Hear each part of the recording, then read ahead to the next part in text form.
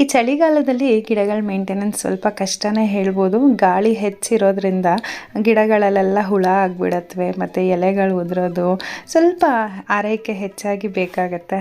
ಸಾಮಾನ್ಯವಾಗಿ ಈ ದಾಸವಾಳ ಗಿಡಗಳನ್ನ ಇಟ್ಕೊಂಡಿದ್ರೆ ಜಾಸ್ತಿ ಹುಳಗಳಾಗ್ಬಿಡುತ್ತೆ. ಆ ಗಿಡಕ್ಕೆ ಬಂದು ಮತ್ತು ಬೇರೆ ಎಲ್ಲ ಗಿಡಕ್ಕೂ ಹುಳಗಳು ಹರಡ್ಬಿಡುತ್ತೆ. ಹಾಗಾಗಿ ನಾನು ಸ್ವಲ್ಪ ದಾಸವಾಳ ಗಿಡಗಳನ್ನ ಜಾಸ್ತಿನೇ ಇಟ್ಕೊಂಡಿರ್ತೀನಿ.